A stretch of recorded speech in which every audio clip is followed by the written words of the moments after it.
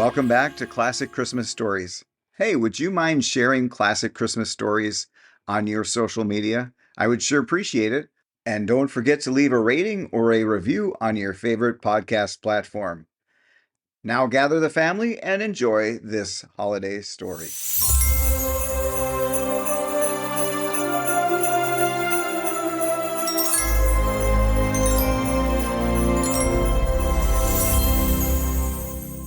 Clorinda's Gifts by Lucy Maud Montgomery. It is a dreadful thing to be poor a fortnight before Christmas, said Clorinda, with a mournful sigh of 17 years.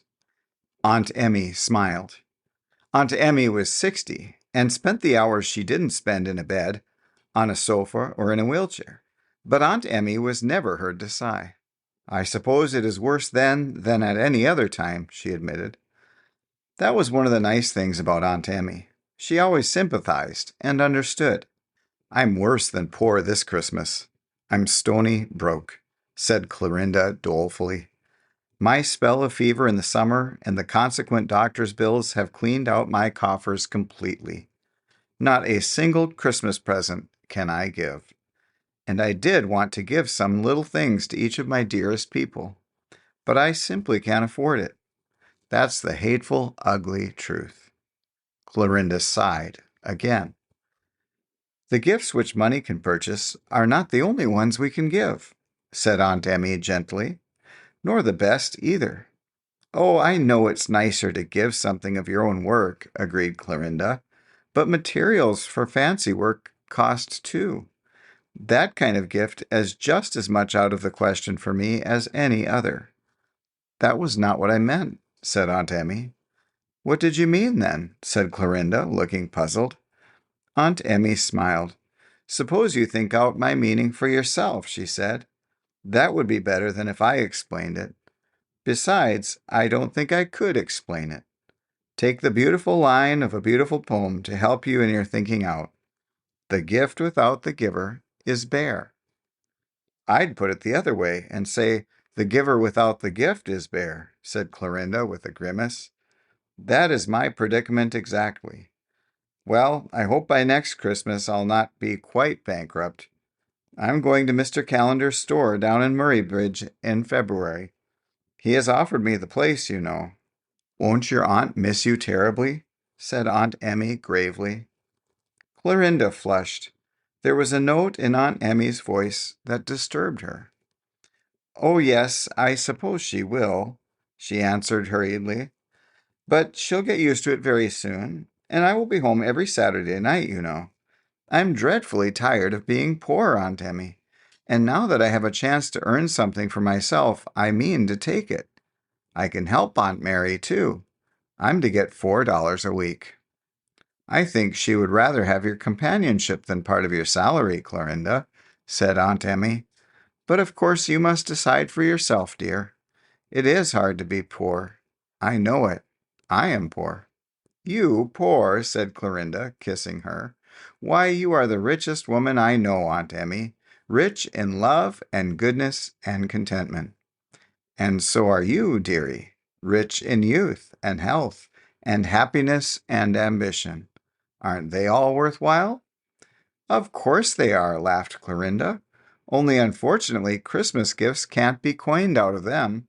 Did you ever try? Asked Aunt Emmy.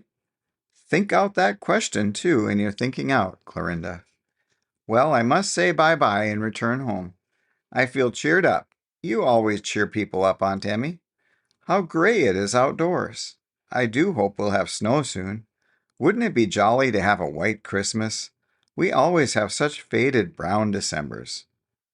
Clorinda lived just across the road from Aunt Emmy in a tiny white house behind some huge willows.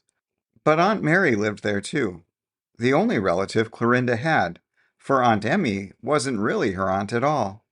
Clorinda had always lived with Aunt Mary ever since she could remember. Clorinda went home and upstairs to her little room under the eaves, where the great bare willow boughs were stretching athwart her windows. She was thinking over what Aunt Emmy had said about Christmas gifts and giving. I'm sure I don't know what she could have meant, pondered Clorinda. I do wish I could find out if it would help me any. I'd love to remember a few of my friends at least. There's Miss Mitchell, and she's been so good to me all this year and helped me so much with my studies. And there's Mrs. Martin out in Manitoba. If only I could send her something. She must be so lonely out there. And Aunt Emmy herself, of course. And poor Aunt Kitty down the lane. And Aunt Mary. And yes, Florence too. Although she did treat me so meanly. I shall never feel the same to her again. But she gave me a present last Christmas, and so out of mere politeness, I ought to give her something. Clorinda stopped short suddenly. She had just remembered that she would not have liked to say that last sentence to Aunt Emmy. Therefore, there was something wrong about it. Clorinda had long ago learned that there was sure to be something wrong in anything that could not be said to Aunt Emmy. So she stopped to think it over. Clorinda puzzled over Aunt Emmy's meaning for 4 days and part of 3 nights. Then, all at once, it came to her. Or, if it wasn't Aunt Emmy's meaning, it was a very good meaning in itself. And it grew clearer and expanded in meaning during the days that followed, although at first Clorinda shrank a little from some of the conclusions to which it led her. "I've solved the problem of my Christmas giving for this year," she told Aunt Emmy. "I have some things to give after all. Some of them quite costly, too. That is, they will cost me something, but I know I'll be better off and richer after I've paid the price." That is what Mr. Grierson would call a paradox, isn't it? I'll explain all about it to you on Christmas Day. On Christmas Day, Clorinda went over to Aunt Emmy's. It was a faded brown Christmas after all, for the snow had not come. But Clorinda did not mind. There was so much joy in her heart that she thought it the most delightful Christmas Day that had ever dawned. She put the unusual cornery armful she carried down on the kitchen floor before she went into the sitting room. Aunt Emmy was lying on the sofa before the fire, and Clorinda sat down beside her. "I've come to tell you all about it," she said. Aunt Emmy patted the hand that was in her own. "From your face, dear girl, it will be a pleasant hearing and telling," she said. Clorinda nodded.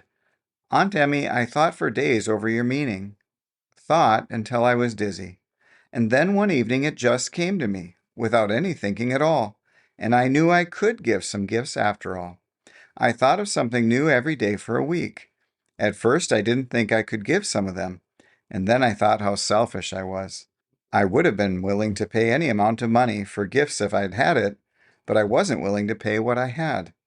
I got over that, though, Aunt Emmy. Now I'm going to tell you what I did give. First, there was my teacher, Miss Mitchell. I gave her one of Father's books. I have so many of his, you know, so that I wouldn't miss one, but still it was one I loved very much, and so I felt that love made it worthwhile. That is, I felt that on second thought.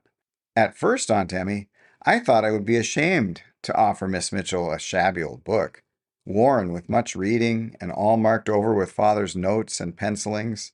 I was afraid she would think it strange of me to give her such a present. And yet somehow it seemed to me that it was better than something brand new and unmellowed, that old book which Father had loved and which I had loved. So I gave it to her, and she understood. I think it pleased her so much, the real meaning in it. She said it was like being given something out of another's heart and life. Then you know Mrs. Martin. Last year she was Miss Hope, my dear Sunday school teacher. She married a home missionary, and they are in a lonely part of the West.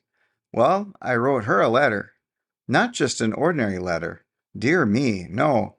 I took a whole day to write it, and you should have seen the postmistress's eyes stick out when I mailed it. I just told her everything that had happened in Greenvale since she went away. I made it as newsy and cheerful and loving as I possibly could. Everything bright and funny I could think of went into it. The next was old Aunt Kitty. You know she was my nurse when I was a baby, and she's very fond of me. But, well, you know, Aunt Emmy, I'm ashamed to confess it, but really I've never found Aunt Kitty very entertaining, to put it mildly.